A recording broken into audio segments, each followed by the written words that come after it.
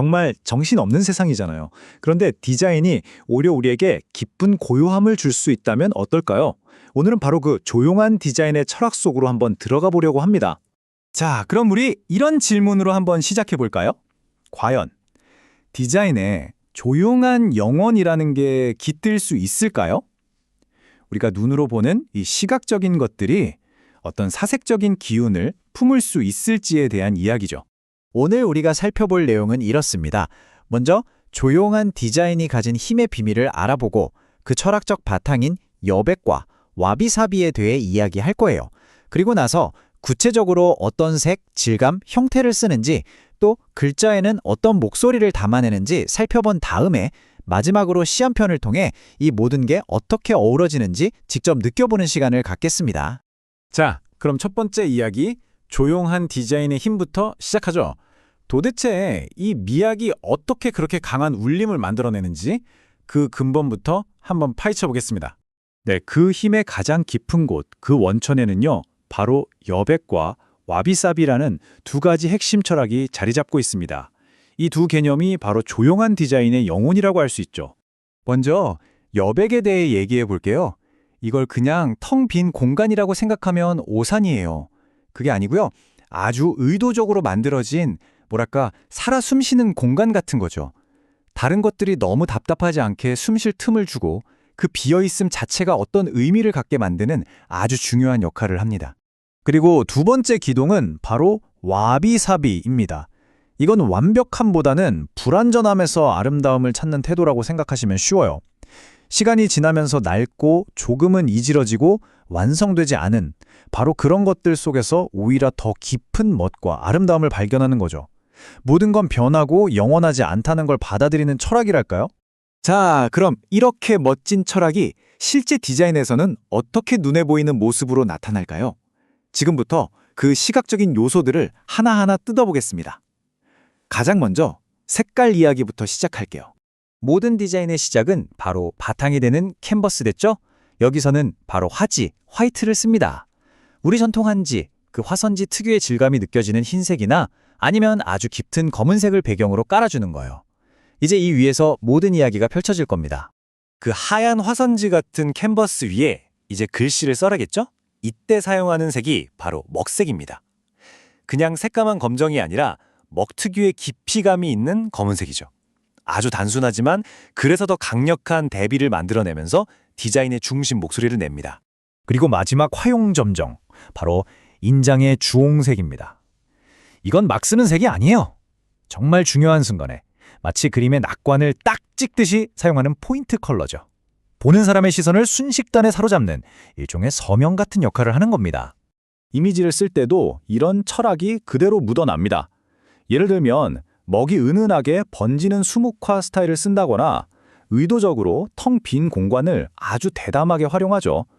또 깨달음이나 비움을 상징하는 손으로 그린 동그라미, 앤소 원 같은 걸 쓰기도 하고요. 그리고 보세요. 저 갈필이라는 거친 붓터치, 완벽하지 않은 질감에서 와비사비의 정신이 느껴지지 않나요? 이 모든 게 하나의 통일된 목소리를 내고 있는 거죠. 핵심이 되는 형태도 정말 단순합니다. 모든 걸 함축한 단 한 번의 붓질, 일획이나 완전함을 뜻하는 원, 이런 근원적인 형태를 사용하고요. 질감 역시 인위적인 것보다는 그 화선지 자체의 결이라던가 먹물이 종이에 스며들면서 만들어내는 옅고 짙음, 그 농담의 변화에서 아름다움을 찾아내는 식입니다. 자, 이번에는 글자들이 내는 목소리에 한번 귀를 기울여 볼까요? 타이포그래피, 즉 서체가 이 조용한 디자인에 어떤 성격을 불어넣었는지 살펴보겠습니다. 글씨를 쓸 때도 역할에 따라 아주 명확하게 구분합니다. 보세요.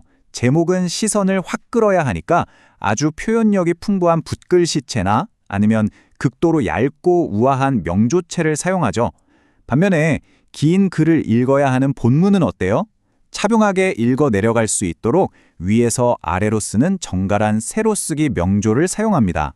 역할 분담이 확실하죠? 재밌는 건 숫자 표기 방식이에요. 그냥 아라비아 숫자 1, 2, 3을 쓰는 게 아니라 1, 2, 3 이렇게 한자를 사용합니다. 이게 별거 아닌 것 같아도 숫자를 단순한 기호가 아니라 의미를 가진 하나의 글자로 대하면서 디자인 전체에 철학적인 무게감을 더해주는 아주 멋진 디테일이죠. 자, 지금까지 이론적인 이야기들을 쭉 해봤는데요. 그럼 이 모든 철학과 시각적인 요소들이 실제로는 어떻게 하나의 작품으로 완성되는지 정말 궁금하시죠? 이제 시 한 편을 보면서 직접 확인해 보겠습니다. 여기 시바타 도요 시인의 어머니라는 시가 있습니다. 바로 이 작품이 우리가 지금까지 이야기했던 조용한 디자인의 모든 요소들이 얼마나 아름답게 조화를 이룰 수 있는지 보여주는 정말 완벽한 예시라고 할 수 있어요.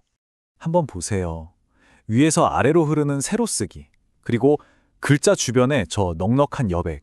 이게 그냥 휙 읽고 지나가지 못하게 만들죠? 자연스럽게 읽는 속도를 늦추고 한 단어 한 단어의 무게를 곱씹게 만듭니다. 돌아가신 어머니처럼 92 나이가 되어도 어머니가 그리워. 디자인이 이렇게나 단순하고 간결하기 때문에 오히려 시의 내용이 더 선명하게 다가오는 거예요. 구름이 흘러오던 하늘, 바람에 흔들리던 코스모스, 이런 구절을 읽으면 디자인이 아니라 시가 가진 이미지가 머릿속에 바로 그려지잖아요. 디자인이 주인공이 아니라 시를 주인공으로 만들어주는 거죠. 결국 핵심은 이겁니다. 이 디자인은 나 좀 봐달라고 소리치지 않아요. 그저 조용히 속삭일 뿐이죠. 메시지, 즉 컨텐츠가 온전히 전달되고 느껴질 수 있도록 디자인은 기꺼이 한 걸음 뒤로 물러나 그를 위한 공간을 만들어주는 겁니다. 오늘 이야기를 마무리하면서 이 질문을 여러분께 드리고 싶습니다. 이건 단순히 디자인에만 해당되는 얘기가 아닐지도 몰라요. 어쩌면 우리 삶에 대한 이야기일 수 있죠. 여러분의 삶에는 지금 어떤 여백이 필요하신가요? 삶의 진짜 의미와 명료함을 찾기 위해 우리가 의도적으로 비워내야 할 공간은 어디일까요?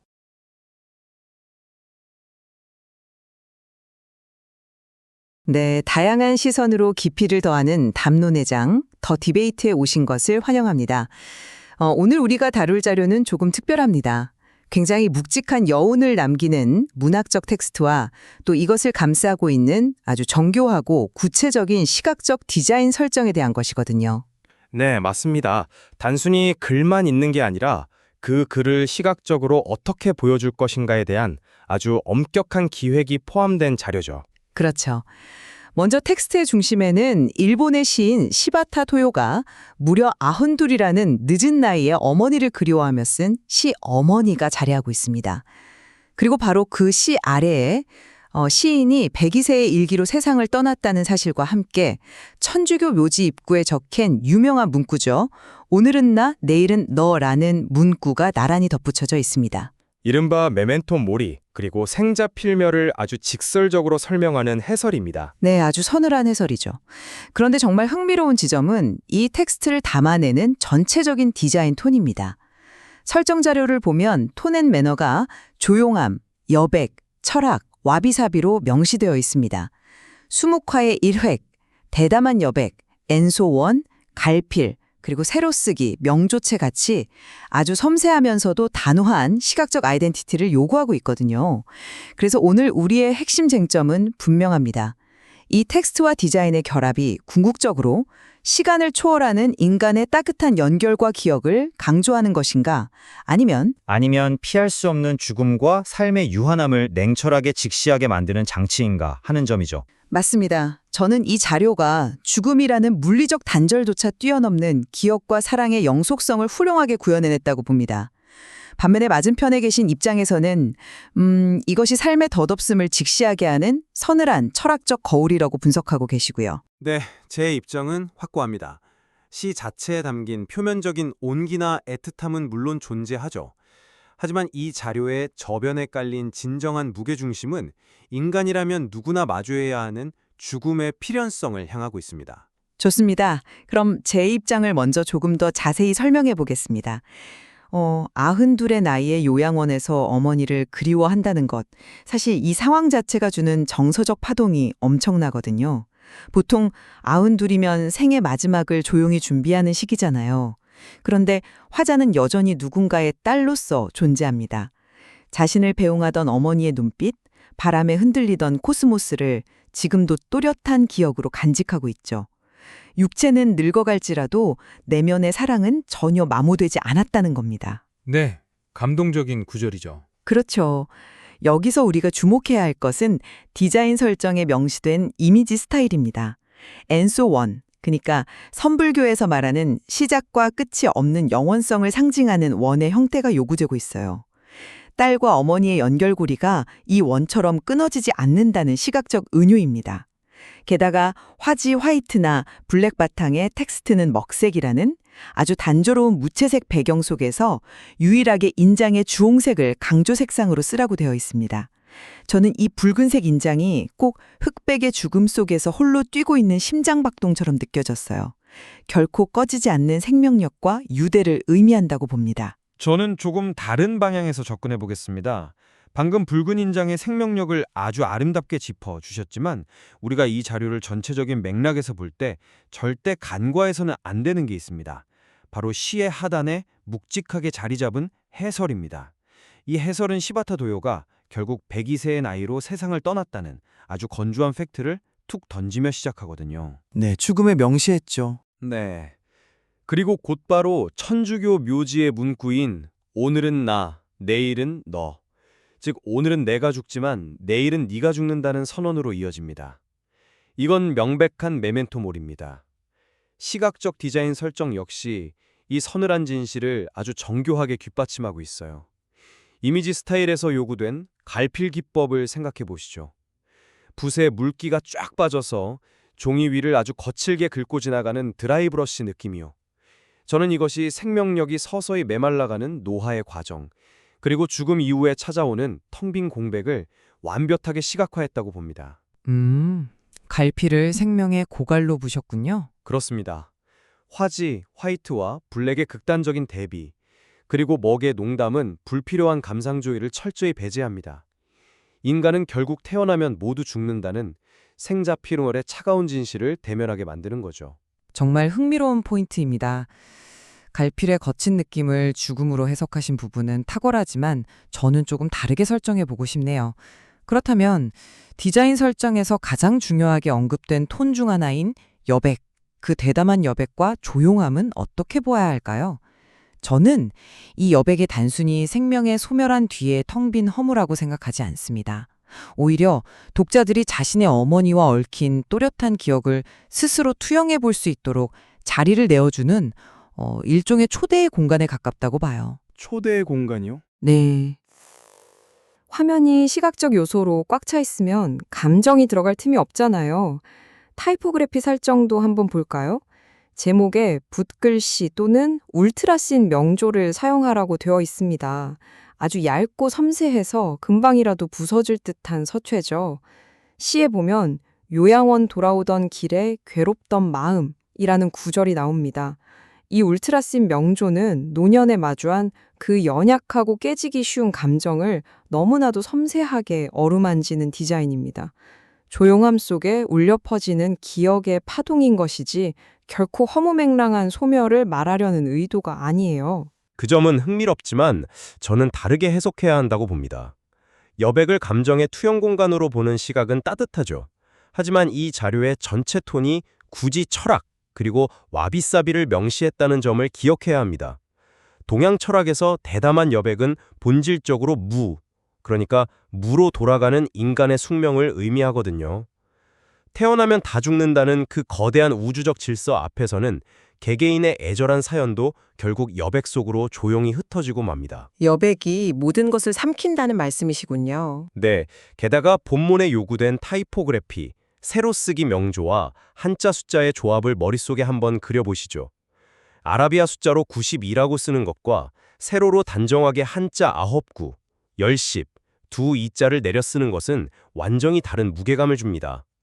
이런 배치는 굉장히 정적이고 동시에 마치 단단한 돌 위에 새겨진 묘교명을 연상케 합니다.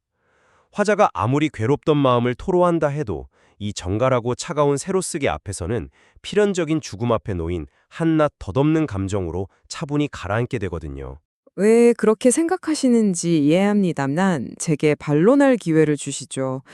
한자 숫자가 묘비명을 연상시킨다는 분석은 확실히 강렬합니다. 하지만 시의 텍스트와 디자인 요소가 결합하는 방식에서 제가 집중하는 건 자연과 융합된 생명력입니다. 시의 사면을 보면 구름이 몰려오던 하늘과 바람에 흔들리던 코스모스가 등장하잖아요. 디자인 설정에 명시된 수목화와 먹의 농담은 이런 유동적인 자연의 심상을 표현하기에 가장 완벽한 매체입니다. 먹이 번지는 느낌을 말씀하시는 건가요? 맞습니다. 먹의 농담이 화지 위로 스르륵 번져나가는 모습을 상상해 보세요. 구름이 퍼지고 코스모스가 흔들리는 모습과 종합히 겹칩니다. 92의 할머니가 지금도 또렷한 기억이라고 말할 수 있는 힘은 죽음에 대한 공포나 묘비명 같은 허무주의에 잠식되지 않았기 때문입니다. 어머니와의 추억이 수목화의 먹빛처럼 화자의 마음속에 아주 부드럽고 따뜻하게 번져나가 있는 상태를 시각화한 거죠. 차가운 공포가 아니라 아주 따뜻한 철학입니다. 죄송하지만 저는 그 의견에 동의하기 어렵네요. 왜냐하면 수목화의 농담을 자연의 부드러움과 연결하신 건 시적으로 훌륭하지만 우리가 이미지 형태 설정에서 절대 놓치면 안 되는 가장 날카로운 조건이 하나 있습니다.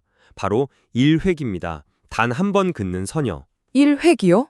네, 설정이 명시되어 있죠. 수목화에서 붓을 한 번 그어내리는 일획이 무엇을 의미할까요? 먹물이 부드럽게 번지기 이전에 그 붓을 긋는 단호하고 되돌릴 수 없는 물리적 행위가 먼저 존재합니다. 한 번 긋고 나면 결코 취소하거나 지울 수 없는 시작과 끝이 분명한 선이죠. 이것은 바로 되돌릴 수 없는 시간의 화살, 유한한 인간의 삶 그 자체를 은유합니다.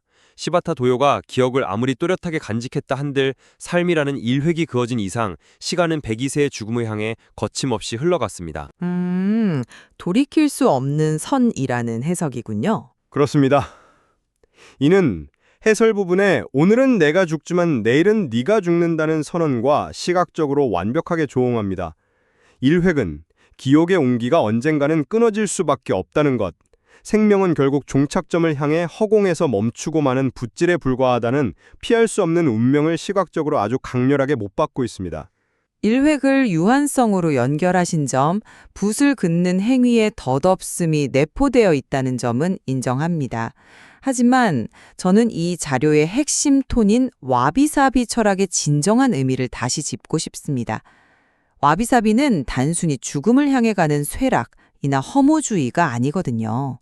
낡고 이지러져가는 불완전함 그 자체에서 발견하는 숭고한 아름다움을 뜻합니다. 육체가 늙어가는 과정 속에서도 어머니를 향한 순수한 그리움을 또렷하게 간직하고 있다는 사실, 그 자체가 눈물겹도록 아름다운 와비사비의 정수죠. 글쎄요, 그 부분은 동의하기 어렵습니다. 끝까지 들어보시죠. 텍스트 색상 옵션을 보면 화이트 노가웃이 있습니다. 검은색 바탕에서 텍스트 모양만큼 하얗게 판에서 글씨를 드러내는 방식이죠. 상상해보세요. 칠흑빛이 어두운 죽음과 소멸의 블랙 배경 속에서도 어머니를 향한 기억만큼은 화이트 노가웃으로 새겨진 별빛처럼 선명하게 빛나고 있습니다. 이것이야말로 죽음을 넘어선 사랑의 영속성을 보여주는 시각적 증거 아닐까요? 그 논리에는 납득하기 어려운 부분이 있습니다. 왜냐하면 화이트 노가웃으로 텍스트가 아무리 밝게 빛난다고 해도 그것을 둘러싸고 있는 배경이 블랙, 즉 거대한 우주의 공백이라는 사실 자체는 변하지 않기 때문입니다. 와비사비 미학에서 아름다움이 성립하는 전제는 결국 모든 것은 예외 없이 사라진다는 철저한 수용에 있습니다. 독자들이 애틋함을 느끼는 건 사실이지만 기획자는 독자가 감상에 빠지는 걸 명백히 경계했어요. 그래서 굳이 시의 하단에 묘지 입구에 메멘토 모리, 해설을 추가한 겁니다. 감상을 경계하기 위해서 해설을 넣었다는 말씀이시군요. 네. 죽지 않는 사람은 없다는 이 단호한 결론은 우리가 느끼는 그리움조차 유한한 육체 안에서 일어나는 일시적인 현상임을 상기시킵니다. 따라서 이 텍스트와 디자인의 결합은 결국 우리 모두가 텅 빈 여백으로 돌아간다는 인생무상에 대한 차가운 관조를 요구하는 겁니다. 덧없음을 온전히 깨달을 때 진정한 철학적 아름다움이 완성되니까요. 우리가 기억의 영원성과 생명의 유한성이라는 두 축을 두고 아주 팽팽하게 맞서고 있네요. 해설의 역할이 무겁다는 점은 저도 동의합니다. 하지만 저는 그 해설조차도 궁극적으로는 생명의 가치와 현재의 유대를 긍정하기 위한 역설적 장치라고 봅니다. 죽음이라는 절대적 끝이 있기에 역설적으로 지금 이 순간의 기억과 사랑이 너무나 소중한 거죠. 앞서 말한 인장의 주홍색이 바로 그 증거입니다. 그 무채색의 차가운 공간에 왜 굳이 새빨간 인장을 쾅 찍어야 했을까요? 동양에서 인장은 존재를 증명하는 가장 인간적인 행위입니다. 화자가 92회 동안 간직한 기억이 진짜 생명력이었다는 선언인 셈이죠. 메멘토 모리조차도 우리가 살아 숨쉬는 오늘 더 서로를 사랑하자는 당부로 읽혀야 합니다. 메멘토 모리를 역설적인 생애 긍정으로 보신 시각은 훌륭합니다. 죽음을 기억하라는 말이 현재에 충실하라는 의미를 내포하는 건 널리 알려져 있죠. 하지만 이 구체적인 텍스트와 디자인의 배합을 가만히 들여다보면 방점이 현재의 따뜻함보다는 인간의 본질적인 고독과 비움에 찍혀 있다고 보는 게 더 자연스럽습니다. 시에서 요양원을 돌아오던 길에 괴로웠던 마음, 이 괴로움의 정체가 뭘까요? 어머니의 생명이 시들어가고 있음을 목격하는 데서 오는 근원적인 고독입니다. 실품의 표출이죠. 네, 맞아요. 디자인에서 요구된 화지의 거친 텍스처, 그리고 여백은 이 고독을 억지로 위로하려 들지 않습니다. 그저 담담하게 보여줄 뿐이죠. 인위적으로 온기를 불어넣어 슬픔을 덮으려 하지 않는 것, 그게 바로 이 자료가 취하는 진짜 와비사비의 태도입니다. 시바타 도요 할머니도 죽음을 피할 수 없었듯 글을 읽는 독자들 역시 똑같은 묘지를 향해 조용히 걸어가고 있다는 걸 직시하게 만드는 서늘한 거울인 겁니다. 참 깊이 있는 통찰입니다. 고독을 덮지 않고 있는 그대로 보여준다는 말씀이 묵직하네요. 이제 어느덧 입장을 정리해 보아야 할 시간이 된 것 같습니다. 저는 이 자료가 텍스트와 디자인의 조화를 통해 인간의 유대감이 죽음이라는 한계를 어떻게 초월하는지를 보여주는 따뜻한 증거라고 요약하겠습니다. 시작과 끝이 없는 엔소1, 무채색 속에서 박동하는 인장의 주홍색, 그리고 부드럽게 번지는 먹의 농담은 결코 쓰러지지 않는 온기를 증명합니다. 생자필멸의 법칙 속에서도 서로 나누었던 사랑만큼은 화이트 노가우처럼 어둠 속에서 영속적으로 빛난다는 것이 제 시각입니다. 반면에 저는 이 자료가 인간의 한계와 생자필멸의 숙명을 겸허히 받아들이게 하는 철학적 거울이라고 요약하겠습니다. 대담한 여백, 한번 그어지면 돌이킬 수 없는 일획과 수분이 메말라가는 갈필, 그리고 단정하게 내려앉은 세로쓰기 명조는 텍스트의 감상성을 아주 엄격하게 제어합니다. 그리움에서 출발하지만 종착지는 결국 죽음과 메멘토 모리의 메시지입니다. 이 절제된 와비사비 미학은 우리에게 유한함을 직시하게 하고 모든 것이 흩어져 여백 속으로 사라진다는 섭리 속으로 조용히 안내하고 있습니다. 비록 우리가 이 자료가 향하는 궁극적인 지향점에 대해서는 완전히 다른 결론을 내렸지만 한 가지 확실하게 동의하는 지점이 있네요. 시바타 도요의 텍스트, 그리고 조용함과 철학을 바탕으로 한 이 극도로 정교한 시각적 디자인이 아주 빈틈없이 맞물려 있다는 사실 말입니다. 그렇습니다. 문학적 텍스트와 시각 디자인이 이렇게 치밀하게 결합했을 때 단순한 일러스트레이션을 훌쩍 넘어서서 얼마나 깊은 지적, 감정적 울림을 줄 수 있는지 보여주는 완벽한 사례입니다. 죽음과 기억이라는 인간의 가장 근원적인 모순을 하나의 화지 위에 훌륭하게 직조해냈습니다. 네, 맞습니다. 아흔들의 화자가 써내려간 흔들리는 코스모스와 수묵화의 일획이 훑고 지나간 텅 빈 여백, 이것이 여러분에게 시간을 뛰어넘는 따뜻한 온기로 다가갈지, 아니면 언젠가 흙으로 돌아갈 삶을 관조하게 하는 서늘한 질문으로 다가갈지는 온전히 이 자료를 마주하시는 청중 여러분의 몫입니다. 그저 스쳐 지나가기에는 사유해볼 여지가 너무나도 많은 텍스트니까요. 각자의 경험에 비추어 이 대담한 여백을 채워보시길 권해드립니다. 이상으로 토론을 마칩니다. 함께해 주셔서 감사합니다.